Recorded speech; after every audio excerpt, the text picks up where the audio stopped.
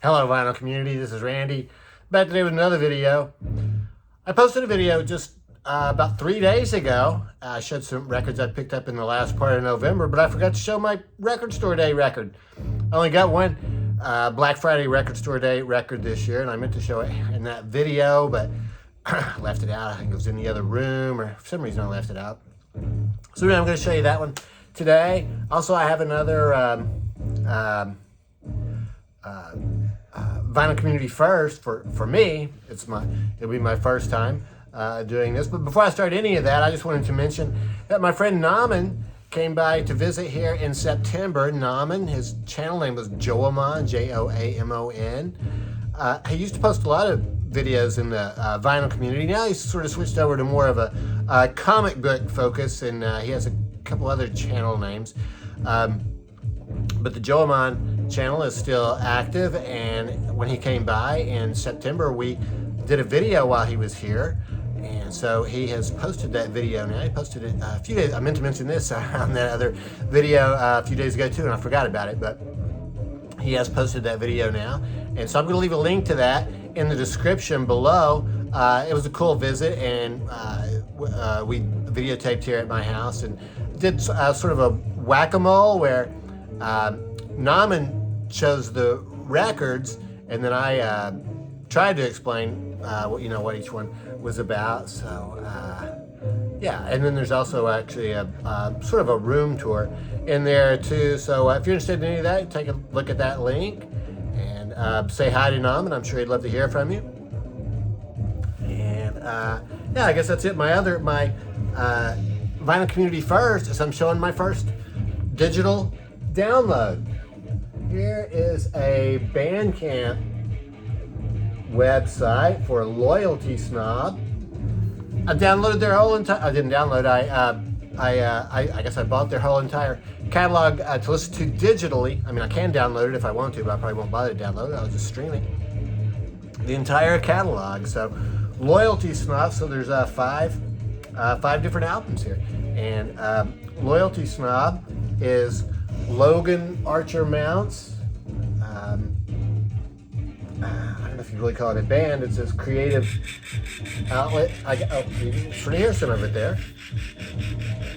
That's Dawn Exhibition. And yeah, his channel name now is Murmur Than Hell. So Logan's been a long-time member of the vinyl community. His channel name used to be Logan Archer Mounts, and then he switched to something else for a while, which I can't remember what that was, but now he's known as Murmur Than Hell, and he actually just posted a very good record store day, Black Friday, showing what he picked up then. So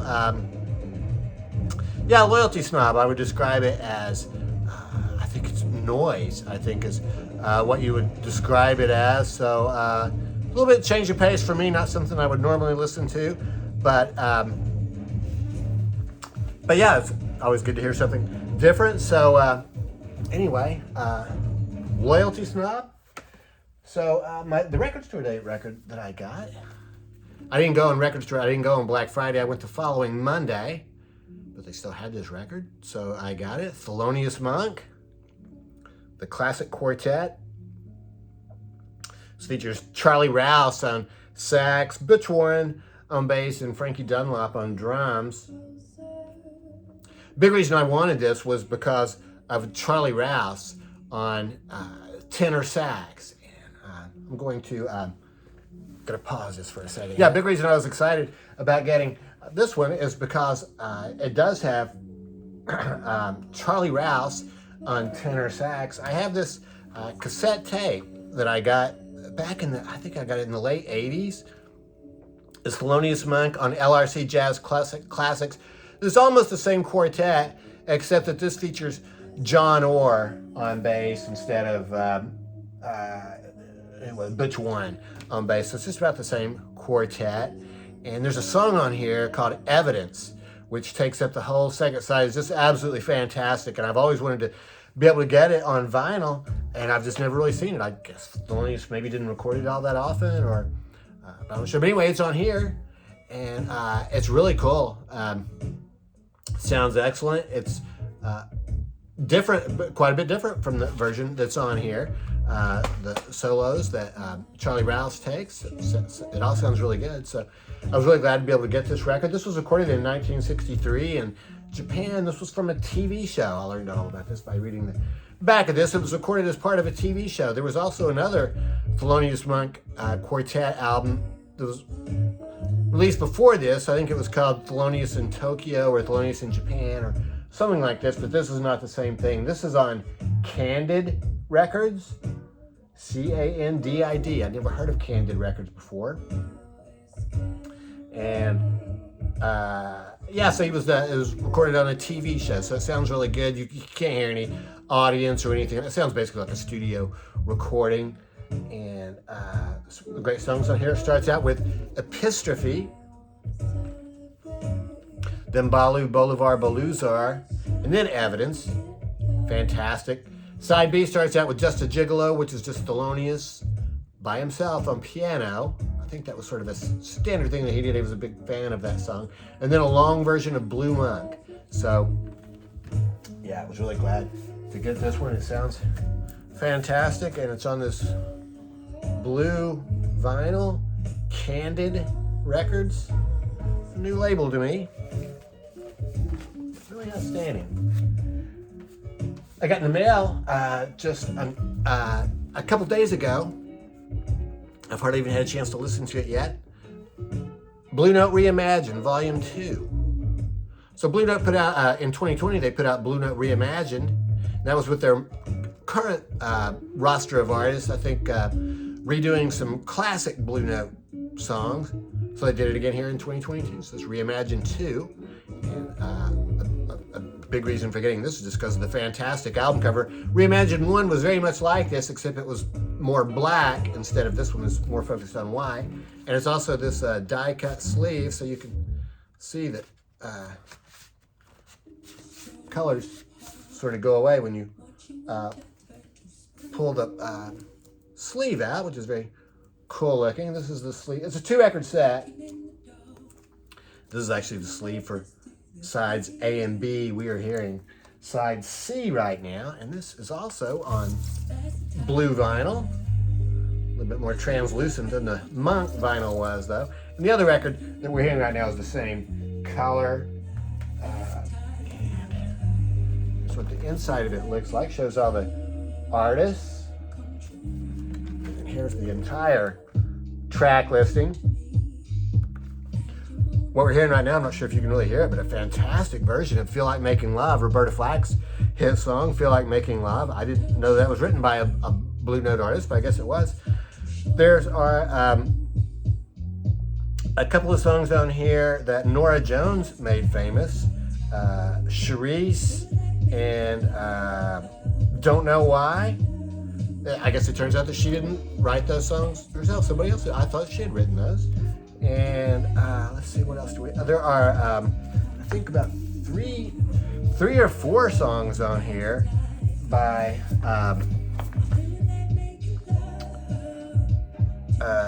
what's his name? Yeah, Larry Mizell.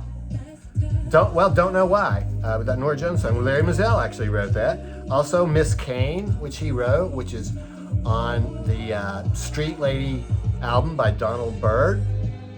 So these artists are redoing songs that were made famous by Blue Note artists in the past. So I think it all sounds really good. My only minor complaint is I would have liked to have had an insert where they maybe told us a little bit more about these artists and maybe why they decided on these songs to record and stuff like that. But they didn't do that. But I guess a good way to get familiar with them is just to actually listen to the music. So yeah, there's a song on here, Why You So Green with Envy by Grant Green. That has vocals on it. Quite a few of these songs have vocals. These are all, I would say these are all good vocals. Let's see, there was one that had a little bit of rapping in it, but it wasn't obtrusive. I think it was the Green with Envy song with Oscar Jerome doing that part. And then there's a really cool thing on here. I think it was beginning of side 3. Yeah, a version of Epistrophe, which I just mentioned was on that Thelonious Monk album, is done by Theon Cross and Emre Ramazanoglu. So Theon Cross plays tuba. So it's tuba and drums. Sounds really cool. There's lots of other synthesizer and stuff like that in there too. So yeah, so I was really glad to get this one. Blue Note Reimagined, Volume 2. I got a couple records from Craft Recordings in the mail. These are reissues of some jazz guitar albums. This is from 1978, Herb Ellis and Remo Palmier. Not sure how you pronounce his last name. There's Herb here and Remo over here. Herb Ellis, very well-known jazz guitarist, played with the Oscar Peterson Trio. And while he played with a lot of people over the years, played a very mellow, sort of a jazz guitar. And Remo Palmier, I've reading about him on the back, I'd really never heard of him before. He didn't do much recording. He was part of the jazz scene in New York in the early 40s. Then he had some health issues and became just like a studio musician. I think it said for CBS television, something like that. So he had, I guess, just sort of like a day job at CBS for many years. They'd met in the early 40s, though, and in 1978 they got together and recorded this album. So this sounds really good. It's those two on guitar, plus George Duvivier on bass and Ron Traxler on drums. They're mostly doing jazz standards here. Starts out with Windflower, which is a song I've never heard before. But after that, The Night Has 1,000 Eyes, My Foolish Heart, Walkin', Stardust. Fantastic album cover. Really like that artwork on that one. Yeah, 1978. Yeah, just some mellow guitar jazz. This is, they call it green vinyl, green translucent. Nice looking record. I was glad to get that one. That's on Concord Jazz. I guess it was originally released on Concord Jazz. This is a Craft reissue. They reissued at the same time. I got an email and I ordered both of these at the same time from Craft. This is Pat Martino. Baiyina, The Clear Evidence. So this is a psychedelic excursion through the magical mysteries of the Quran. It was recorded in 1968. And he has a full band on here, including tabla and tambora. So some of this has sort of that droning background sound that you hear in sort of a, like Within You, Without You by the Beatles, that droning type sound. I wouldn't say this is terribly psychedelic. It may have seemed that way at the time, but it sounds really good. Really good jazz guitar, and I've only listened to this a couple of times too, so I got to listen to this a little bit more. But I am going to listen to it some more. This was produced by Michael Guskuna, and yeah, Pat Martino. And that one is on this cool. I think that's orange or sort of a yellowish orange. I guess orange is what you would call that. And that was originally on Prestige Records. As I said, this on Craft Recordings.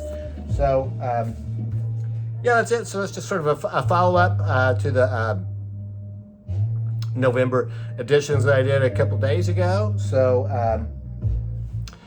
yeah, take a look at that video, Naman's video, if you get a chance. I'm going to leave a link down there. And season's greetings, everybody. I forgot to say that at the beginning. Season's greetings and happy holidays. Hope everybody's having a good holiday season so far. And let me know what you think about these records. And thanks very much for watching.